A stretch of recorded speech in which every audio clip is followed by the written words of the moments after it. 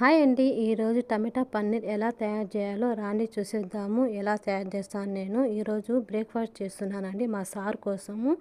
దీనికి ఏమేమి కావాలంటే టమాటాలు చాలా సన్నగా తరుముకోవాలండి, కట్ చేసుకోవాలి. కట్ చేసుకున్న తర్వాత అది బాగా పెనం మీద వేసేసి ఆయిల్ వేసేసి కొంచెం మెత్త అయ్యేదాకా కొంచెం వేయించేయాలి. వేయించిన తర్వాత పన్నీర్ని తురుముకోవాలండి. చూడండి, ఇది పన్నీర్ బాగా సన్నగా తురుముకోవాలి. తర్వాత ఏంటంటే ఇది ఒక ప్లేట్లో తీసుకోవాలండి. ఎందుకంటే ప్లేట్లో తీసుకొని దానిపైన మళ్ళీ పన్నీర్ వేసి దానిపైన లబనా అని వేస్తారండి. లబనా జాతర్ అని వేస్తారు. మళ్ళీ దానిపైన ఆలివ్ ఆయిల్ వేస్తారండి.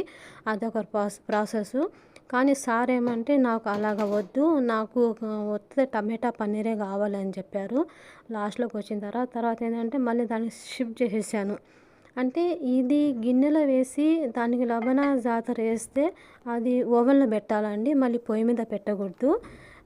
ఇదైతే పొయ్యి మీద మళ్ళీ టమాటా దానిపైన అది పన్నీర్ వేసేస్తే సరిపోతుంది.